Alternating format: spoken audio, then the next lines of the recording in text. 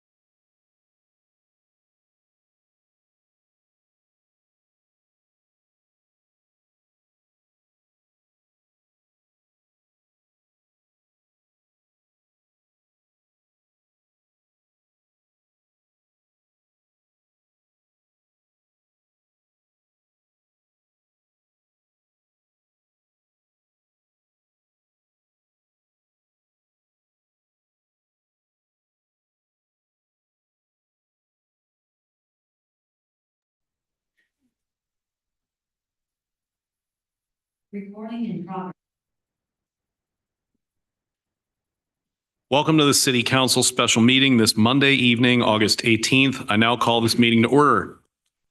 Deputy City Clerk, please call the roll. Certainly, Mayor Newsom, Councilmember Diaz-Nash, Councilmember Sviatko-Goditsky, Here. Councilmember Fernandez, Here. Deputy Mayor Lorraine, Here. and Mayor Newsom. Here. We're excited to be here in person with options for those who choose not to be in person to participate virtually. There are several ways to participate. For those attending in person, complete a yellow request to speak slip and hand it to the city clerk. If participating remotely, use the raise your hand feature in Zoom and you will be called on at the appropriate time. If calling in via phone, press *9 and raise your hand, and when called upon, press *6 to unmute. These options for public comment will remain available until I close the public comment period for each specific item.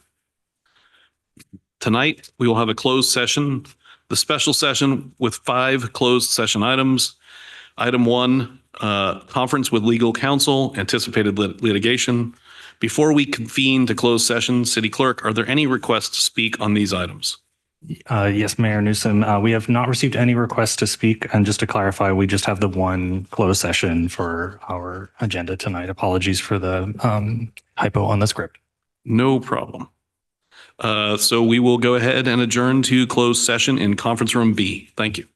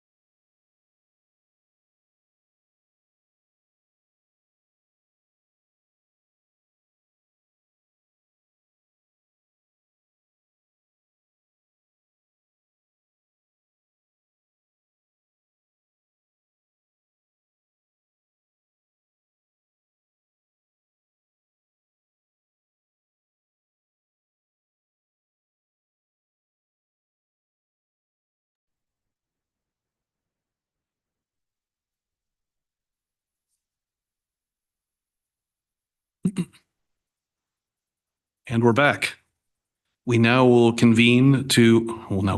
have a special study session, Revenue Enhancement Options Informational, presented by Abby Vesser, Deputy Finance Director. Welcome, Abby. Great. Does that work in terms of the microphone? There we go.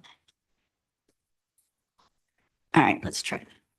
Okay, so tonight we are looking at some revenue enhancement options for the general fund. So that'll be the main topic of the study session. So just to give a quick overview of what we're going to go through, we'll do a review of why we're doing a discussion of revenue enhancement options, look at a couple of different taxes that we'd like to give some background on, and then we'll do a summary of kind of recommendations from the ad hoc committee. Oops.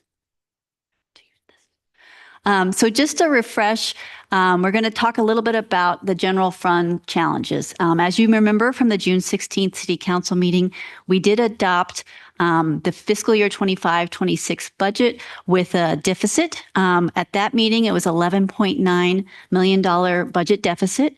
We're actually looking at now that it's going to be closer to $13.9 million deficit, and that is given the state's VLF funding that only came through at about 70%. So we were looking to get the VLF backfill of about 6.6 million, but given that the state only authorized about 70%, we've got less of that. And so we've increased the deficit by about 2 million. And we also wanted to show kind of over here, you can see that we do have budget deficits predicted for the next 10 years still. We did show you this at the budget meeting as well. As you can see, they range from, 7 to 15 million for this fiscal year, although we're showing 11.9 from the adopted meeting. It is showing 10.4 here because we do in this estimate kind of show where we see budget savings. So we do believe there's going to be budget savings, that our budget's not going to be as bad as we adopt. We hope it's going to be better. And we do kind of predict that over the years. So when we really look at what our historic budget deficits will have been and where we think it's going, it's usually going to be between $5 and $7 million. So in terms of this revenue enhancement option, we're really looking for $7 million to help with our operating deficit. At the same time, we're going to present some revenue enhancement options that have to do with the capital improvement programs. As you also may remember from the June 16th meeting, we showed $352 million in unfunded capital improvement projects as part of the budget. And so we want to see what options there may be for funding those infrastructure improvements as well. And just, again, to get a sense of how this fits in our overall fiscal sustainability plan, we will continue to look at expenditure controls, seeing where we can save money.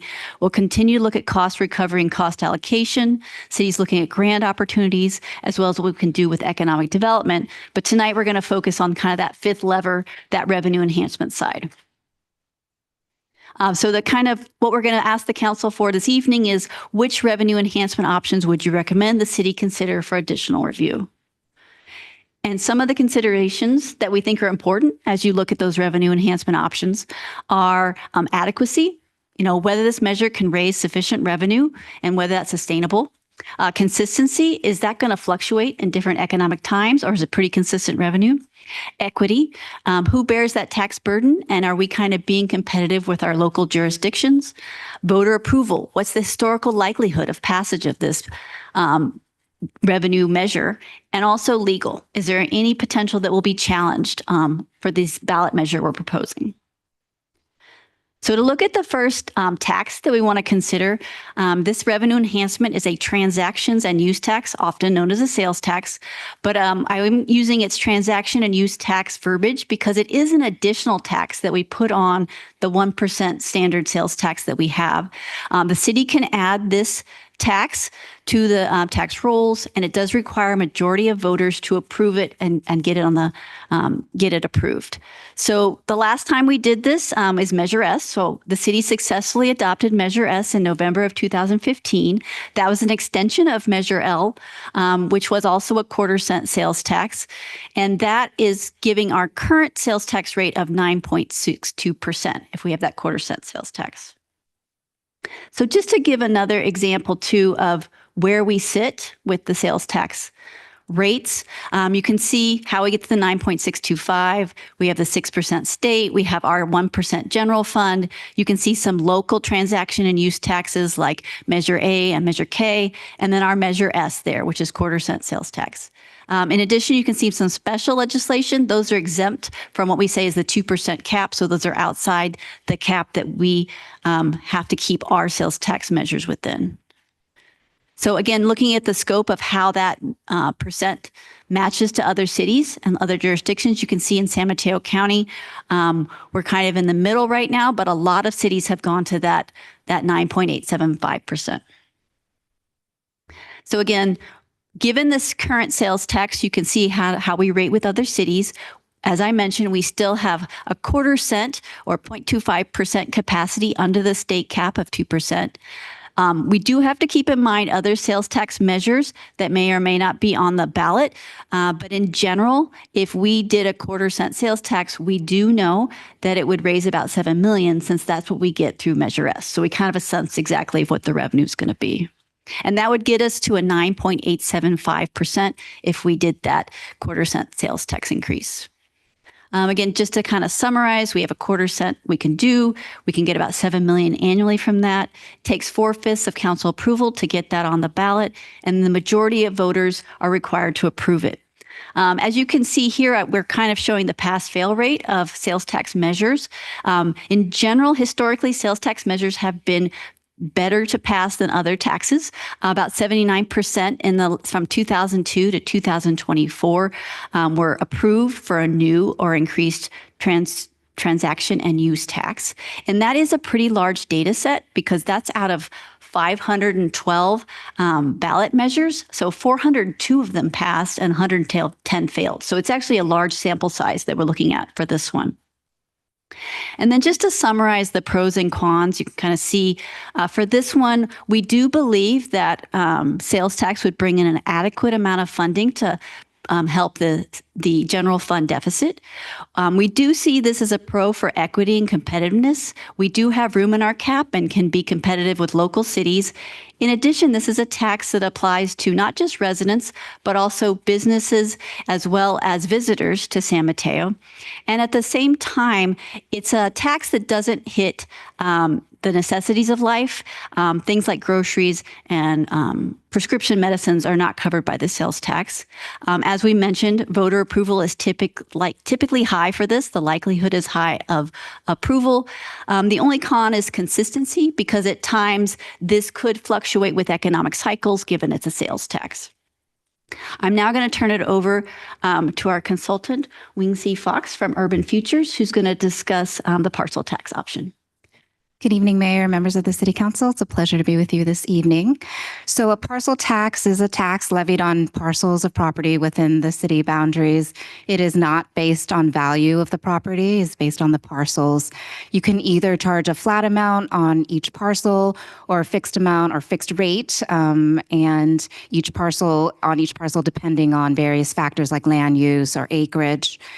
This is considered a special tax, so the voter threshold is a 2/3 to pass. There is currently no parcel tax in the city of San Mateo. So the table to the right, you can see that there are a handful of San Mateo County and Santa Clara County cities that have a parcel tax. Some are a fixed amount based per parcel, some are a fixed amount based per square foot.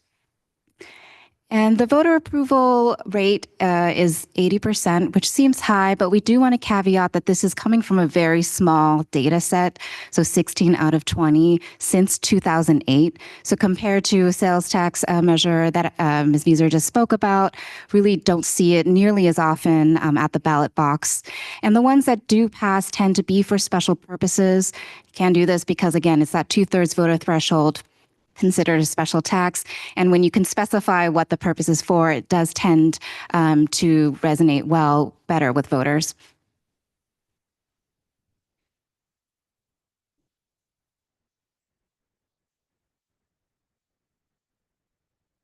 So we did take a look at two revenue targets. One is the 7 million that Ms. Vieser spoke about. The other is 14 million. So we can see what types of breakdown the parcel taxes can have and how they impact various property owners.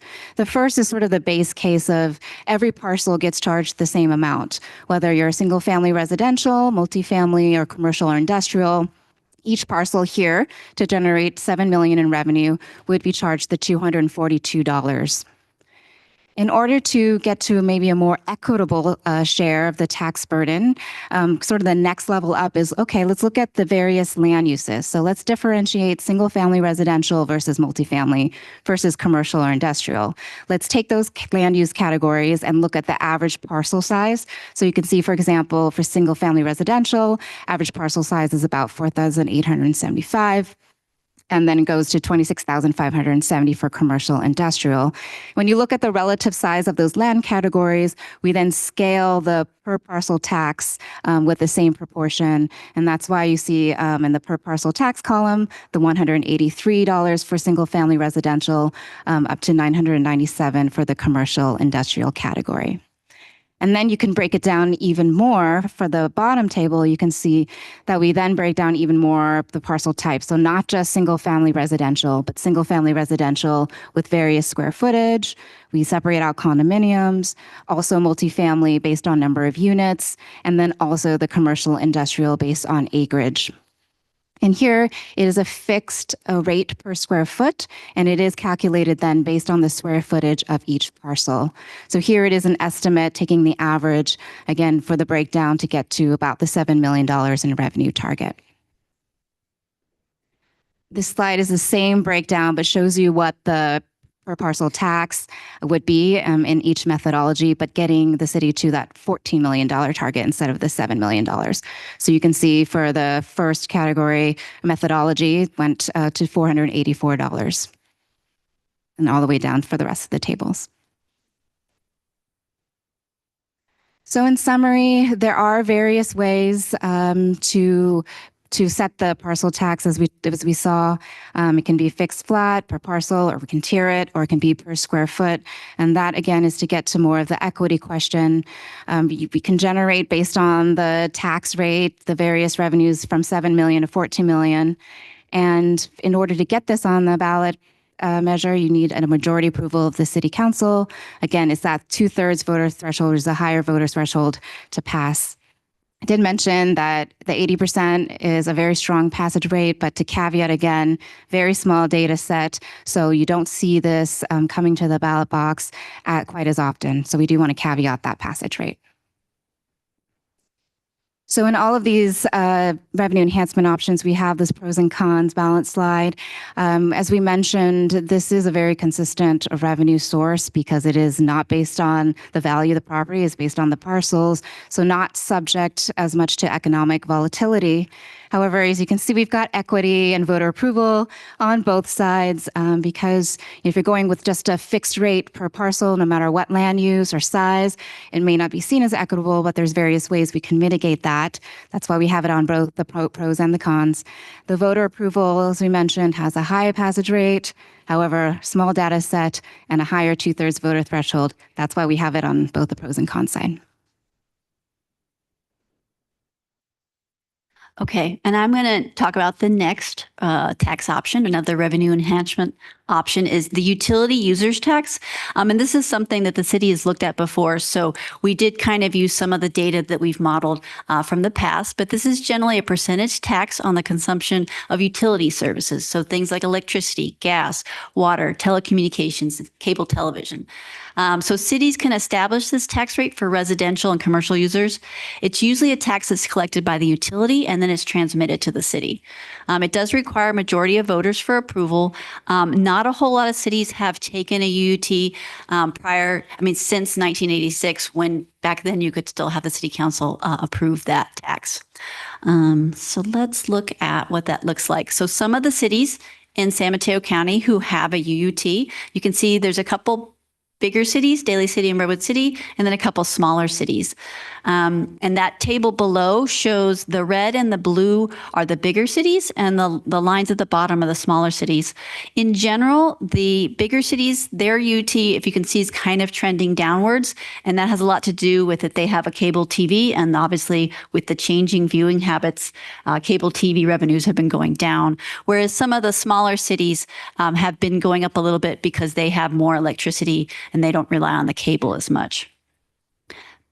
But in general, we do find that I guess it's consistent, but for some of the bigger cities, it is a decreasing revenue. It's declining revenue. We did model for San Mateo if we did a UT that was kind of similar to Redwood City, where we had electric, gas, telecommunication, and cable TV, we potentially could bring in $5.9 million. Again, it would be all utilities are typically done, and that's what we modeled there was those couple utilities. Again, streaming services is something people are talking about, but there's some legal issues around this, so it wouldn't be recommended at this time. Revenue is about $6 million annually. The council can approve by majority of getting it on the ballot, but it does need majority voter approval. And as you can see, there's not a lot of historical likelihood of passage for this particular one. It's 32% pass rate.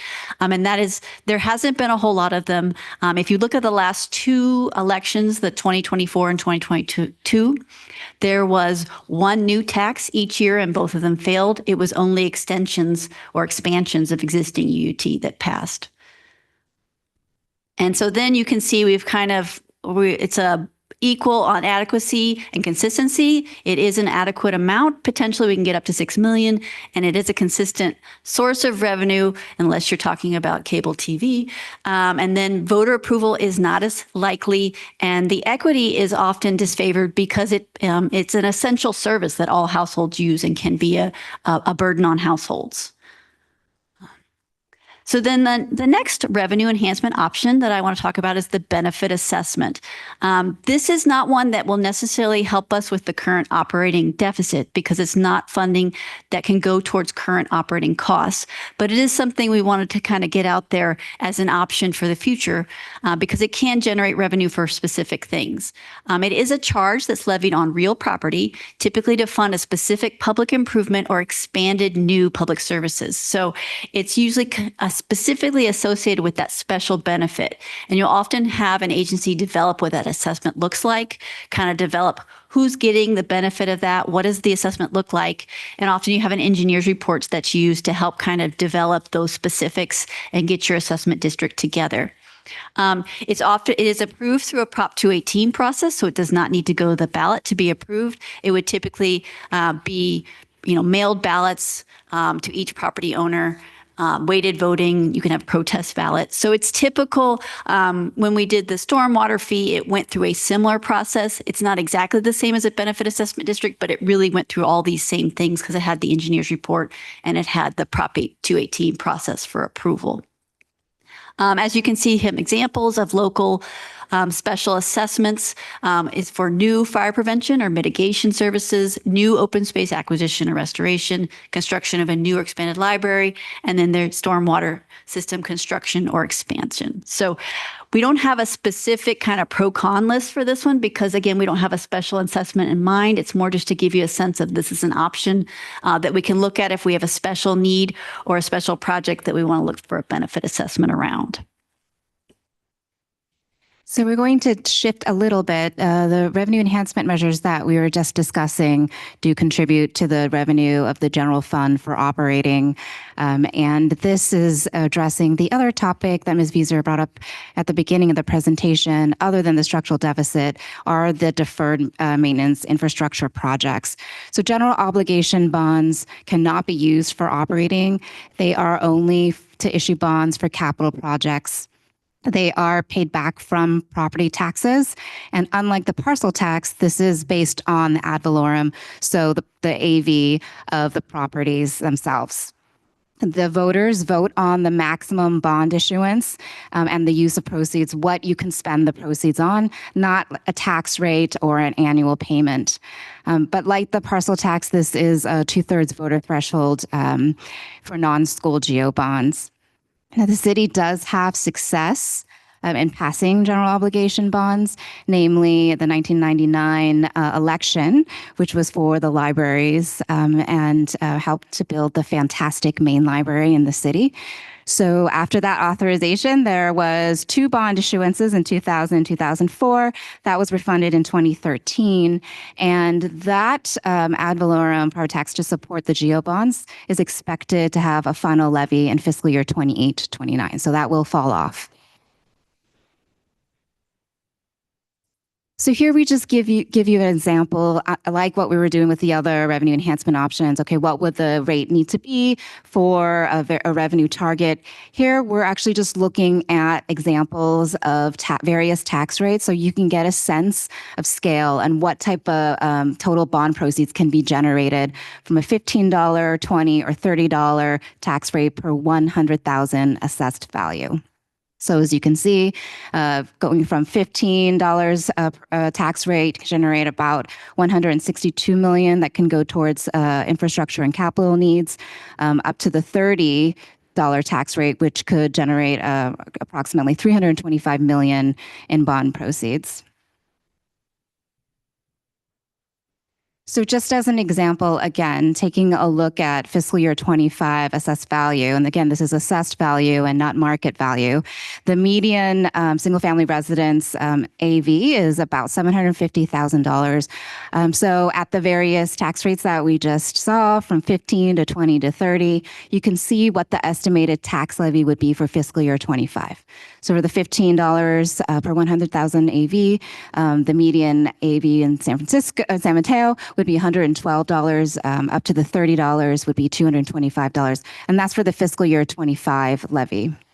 And depending on how the bonds are structured, the levy tax rate could change and fluctuate from there, and also very dependent on realized assessed value growth in the city. This shows the passage rate of general obligation bonds. Now, general obligation bonds for school districts do pass at a much higher rate because they have a lower voter threshold at 55%. For cities, it's still strong. So taking a look at the non-school general obligation bonds, just specifically in the Bay Area, going back to the 2018 elections, 64% passage rate. You may have heard of San Bruno, Foster City, Sunnyvale passing general obligation bonds for various projects. Looking outside the Bay Area, Greater California, again, going back to the 2018 election, see a passage rate of 52%.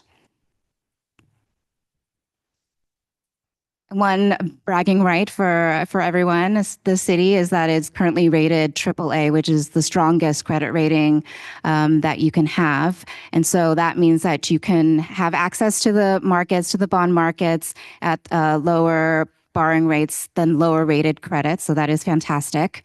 And as you saw, we looked at various examples that could generate 160 to 325 million, again, specifically just for infrastructure and not operating. To get this on the ballot, it is a 4/5 council approval, and again, 2/3 voter approval at the ballot box. But we do see fairly strong voter approval, 64% in the Bay Area.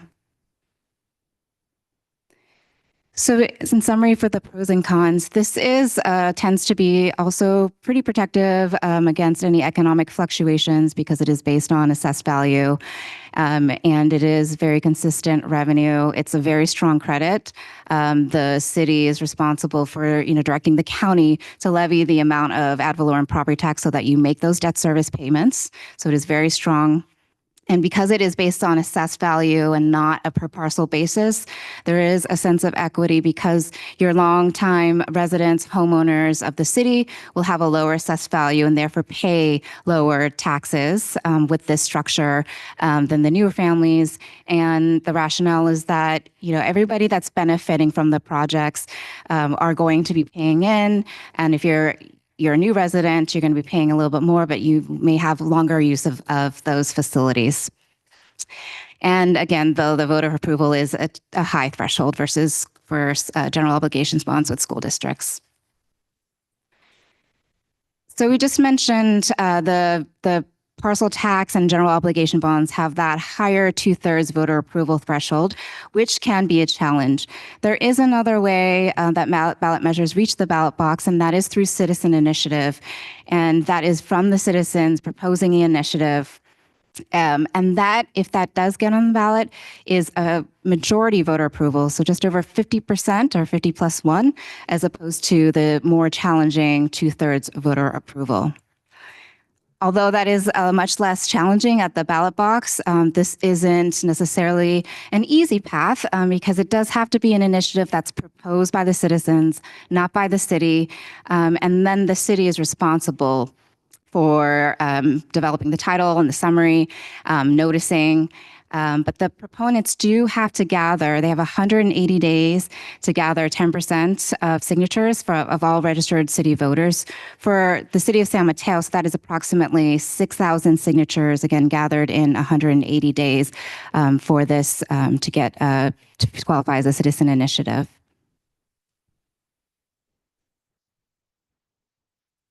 Okay. So we just kind of have this last slide. I'm not going to walk through it because we went through a lot of the pros and cons, but it kind of summarizes for each of the revenue items that we went through, kind of where we see pros and where we see cons.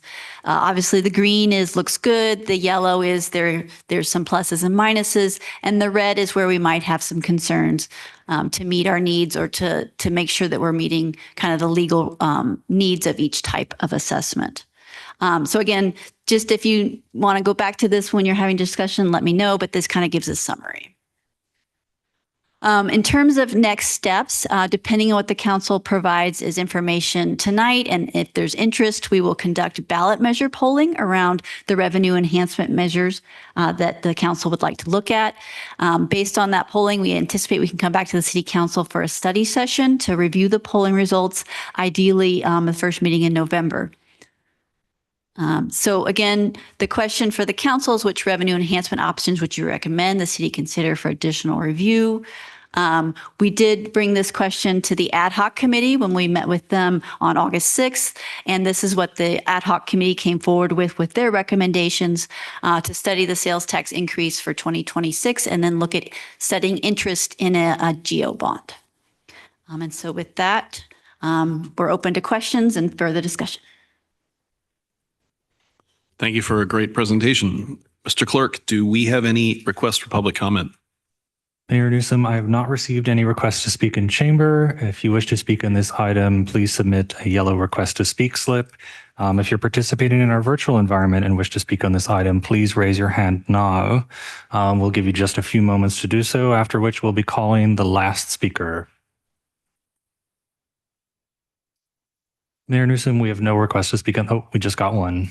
We have one request to speak on this item, so we'll scratch that. We have no request to speak on this item. Okay, then we will close public comment and open it up to questions and comments and direction from council. Who would like to go first? Council member. Thank you. Well, thank you guys so much for a great presentation. So just as a reminder, Nicole and I were the ad hoc committee for this. So I thought I could start by sharing a little bit of the rationale with why we recommended the sales tax and then the GO bond. So as Abby mentioned in her presentation, right now we have a structural deficit that we need to bridge at a minimum $7 million. So the increasing the sales tax, by a 1/4 cent would help get us there. But then more broadly, coming back with a companion measure in 28, because there are going to be other taxes and initiatives on the ballot in 26 to look at the bigger kind of deficit that San Mateo has for our 100+ years of infrastructure needs. And that's where like the GO bond could come in. So I think that's kind of the rationale behind where Nicole and I were coming from. I'm speaking for myself, not for Nicole, but we were the ad hoc committee on this. I did just have one clarifying question for actually the city manager or assistant city manager, just because I've seen this in the public sphere. So could you share any insight on whether the city made any commitments about not increasing taxes with the passage of Measure T? The city did not make any commitments on Measure, other than Measure T was a land use measure, not a tax measure. Great, thank you. So just for the record, Measure T is a land use measure, not a tax measure. And again, just to confirm, this is looking at fixing the structural operating deficit right now. That is correct. So currently, as you saw in the forecast on the 10 years, we're looking at single and double digit deficits between $7 and $10 million. And this is really looking at funding for essential city services to continue to have us operating and providing the great service that we currently do to our community. And also just to confirm, we did not receive the full VLF funding. That is correct. We did not receive the full VLF funding this year. We received less than, actually, I think it's 68% of VLF funding. And so we're down another $2 million. And that's why our deficit has climbed to 13.9 million. Okay. You know, obviously we have to do something. I think, you know, where I come from, I do have concerns that a sales tax remains somewhat regressive or can be perceived that way. However, I do understand the deficits that we're facing and the reality we're facing with funding being cut at other levels in the government as well, which is going to make things harder. So we definitely have to try and do something. So that's kind of my feedback. I'm supportive of the sales tax proposal and then looking at a GEO bond. So thank you. Very good. Councilmember Fernandez.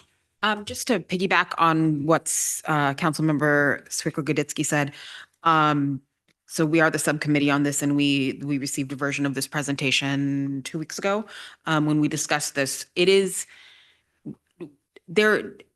We're operating with the understanding that we're living in, and it's an overused phrase, but unprecedented times. We couldn't anticipate the cuts that would be coming from the federal and state in terms of the services and the infrastructure upgrades that we would need for the city in order to maintain basic services at level.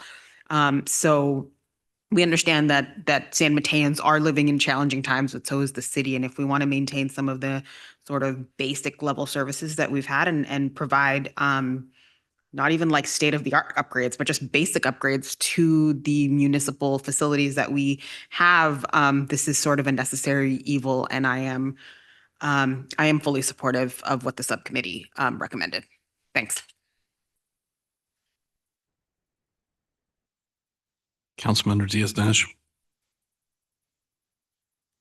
Thank you very much, and thank you for the work that went into this, you and the entire team. A couple of questions. Number one, why did we not even take a look at a gross receipts tax?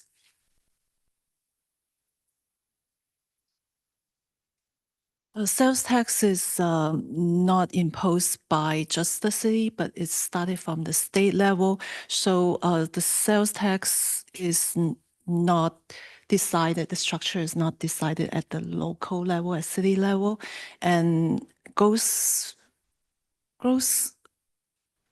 receipt tax. Business license tax. Oh, you mean business license tax?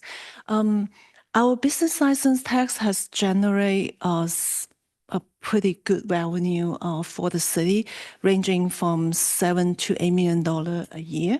So if we increase the business tax, it could add burden to the small local business. So that's not the first thing we look at or recommend it to the council at this time. And isn't it also because we really just went through a business license tax increase just a couple of years ago? So it's a lot fresher than...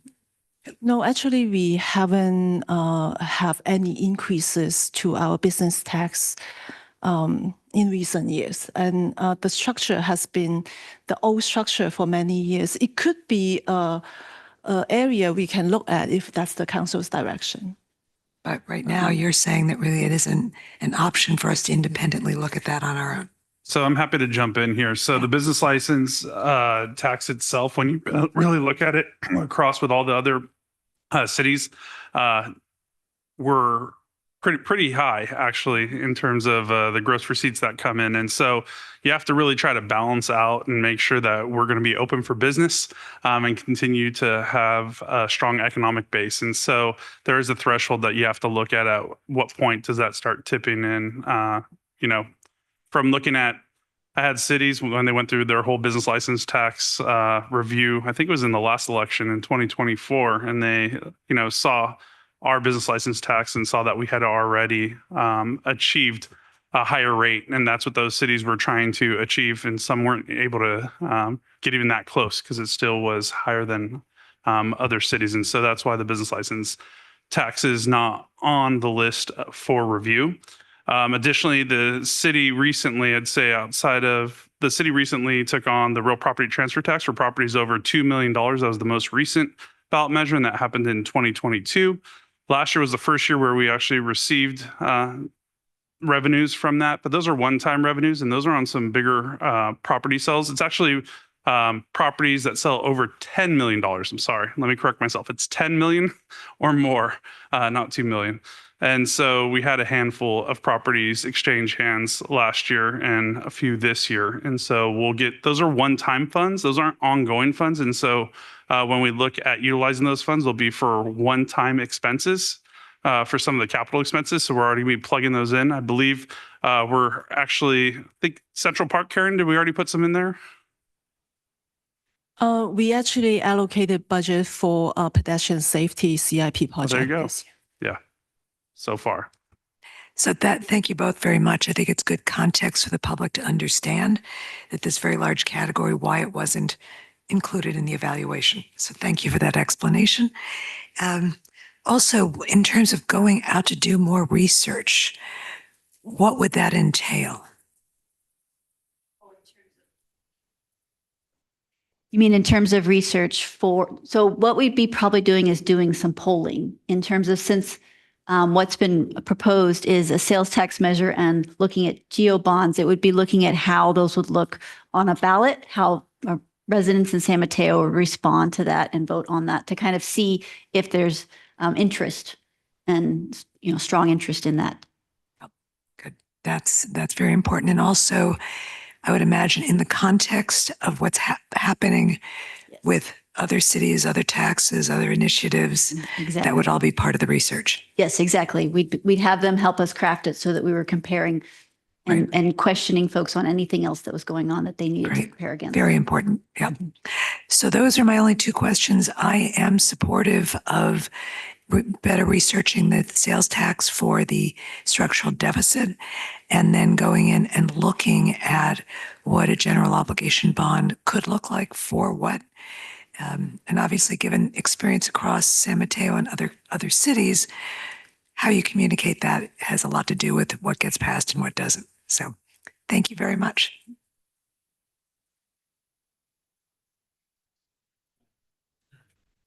Sorry.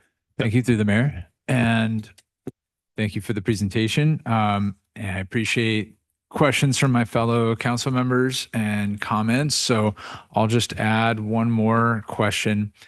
I was just curious where our recent stormwater fee fits into this. It seems to me like it might be somewhat like a parcel tax. So when I heard in the presentation that San Mateo currently doesn't have a parcel tax, can you maybe just remind me what the difference might be between what we achieved with the stormwater fee and a parcel tax? Right. So I think the stormwater fee is kind of a unique vehicle in itself because it is sort of like an enterprise fund. And so we did have the opportunity to do a Prop 218 process with that. Like that's the vehicle that we're allowed to use to kind of get approval for that. Whereas a parcel tax does need to go to the voters for approval. And that does take a 2/3 voter approval to get it passed. So that is why, I think the stormwater fee, there was a lot of research that went into what did that assessment look like, what was needed. It was a very special focus on what we needed to pay for with that. And so it was able to go through that process. So when we talk about voters, so with the stormwater fee, it was the parcel owners. Those are who voted. When we talk about a sales tax, those are your registered voters in your community. Two separate things. You don't have to own property to vote. And so that's the bigger difference between the two items. And so on the stormwater fee, what we're doing is we're using it specifically for a specific use, which is to make significant investments in our stormwater infrastructure for this city. And an item will be coming before the council in November of this year to talk about our stormwater master plan, where we'll have the prioritization of projects. And that fee, what we can do is we can go on the open market and borrow multi-million dollars so that we can pay for a lot of those priority projects over the next 10, 15, 20 years. Partial tax can also be a general tax that can use for all general government purposes, or we can structure it for special purposes. But usually Prop 218 is different in that regard. Through the mayor, just so you have context, Adam, the reason Nicole and I were opposed to the parcel tax option is because I believe it's 242 per household. So that's quite a large sum of money to ask people for. The stormwater fee, it ranges roughly between $96 a year per parcel up to about 121 right now. And, you know, people have raised some challenges with that cost already. So trying to balance for the priority needs and where it makes the most sense. I think that's why we didn't pick that one. Thank you.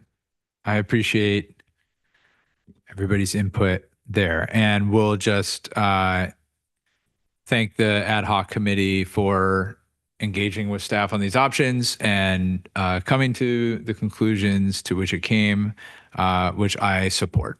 Thank you.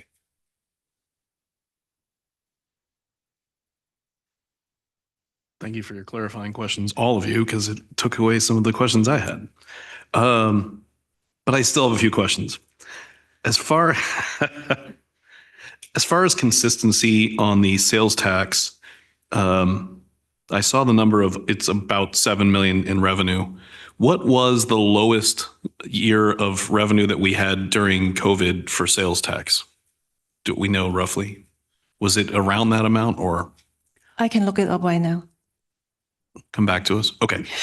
Yeah, the reason why I ask is because, you know, the city right now is going through a lot of growth, and I'm concerned with, for example, if we lose a good portion of the mall, then we would see a significant reduction in revenue in sales tax. And I'm just wondering if we can kind of get an idea. So when we bring this back, I'd love to know what that looks like. Like, what's the worst case scenario versus what we hope will be the average versus what's the best case scenario? I have the number here for the mayor. During COVID year, when we measure as get to the lowest of the low, it bring in $5.4 million and $5.7 million in the 2 years when we were in shelter in place and during COVID. Okay. So that's the lowest level. But the normal range is around $7 million. Okay. Thank you for clarifying that. Regarding the parcel tax, if an ADU, if a person builds an ADU on the property, does the property then get reclassified as a multifamily property? I believe it still remains a single family property, but single family property, but the assessed value does go up. So once you build that ADU, typically the construction cost, the assessor comes after you actually, and we actually ask for the valuation of the actual improvement. And so then your assessed value does go up. It corresponds with that improvement. So it wouldn't be a huge offset probably. And as far as, so we're building a lot, or we hopefully are building a lot soon, and we're building a lot of larger apartment units than we've had in the past. So when we start building apartment units with 40, 50, and 100 units, do they still qualify only as a multifamily, or are there tiers to multifamily when it comes to parcel tax? Meaning, if I own a 100-unit apartment building, do I pay more than the person who has a 2-unit apartment building? Yes, so what we included in the presentation was really just an example. I don't know if we want to pull that slide up, but there are certainly ways that are specific that could be tailored towards the city's east and further delineating the different categories. If you see that, you know, a different category would really have a variable benefit with that parcel tax. And with the parcel tax, it isn't based on assessed value. So it is, again, just thinking about, like, as you're doing this, the future of the city, what that might look like, the land use. I know there might be some changes. And so we can tailor it in different ways. We were just giving an example of how we can tier it. That sounds great. Thank you. Thank you for clarifying. So Mayor, just on, you're asking parcel tax, not geo bond for Yeah, the I was new asking. projects? I was asking on parcel tax. Okay. Moving down to, I have a couple, like, I try to keep questions short. Let's see. No, we don't need that. When it comes to benefit assessments, and I know we're not looking at that for this, but for benefit assessments, does it have to be a single building, or could we do something like public safety buildings and use it for a firehouse and a police station, or a firehouse and a police substation? I think the important thing is to show that it's a specific improvement. So if we have an existing fire station, that's going to be a harder sell because it's investing in something. But if we put a new fire station in, then there could be a specific benefit assessment for that particular improvement. Sure. Okay, that's great. Moving on. Okay, I think we've captured all of my questions. Thank you. Okay, so now I'll go to what I believe I'm in favor of what's been proposed by our special committee. So I support both 1 and 5. Thank you. Yes. Sorry, I forgot to add to, for the sales tax, there are certain things that would be excluded, like pharmacy and grocery. Anything else? Prescriptions and groceries, the necessities, those are kind of the two big categories. Okay. Also, services is not subject to sales Yeah. tax. Great. Okay. Well, yep. To circle back, like, I'm both in support of looking at further study for the sales tax and the geo bond. Great, that's helpful. I think we have the direction that we need just in terms of next steps. So we will be polling our community probably in September, October timeframe, and then we plan to come back to the council in early November with the results for further discussion. If the council wishes to move forward at that point in time, then we will meet again to discuss additional polling in the spring. And then if you decide to move forward, there's one final determination, and that would happen in most likely July of 2026, whether or not to move forward with placing a ballot measure for the November 2026 election. But even before that, we'll do a ton of community engagement to better understand so that you have the information that you need to decide whether or not you want to put a measure forward for the voters. Yes, of course. Just a question to the city manager, is that July seems very close to November. Is that typical? So July is basically, we have, it's usually around August, and I'll look at the clerk, but I think it's like August 9th or 10th of the last possible date before, in order to place the ballot measure on to the county to get it on the ballot itself. Martin, do you have the exact date right now? It's 88 days. 88 days. Okay. prior to 88 days election day. prior.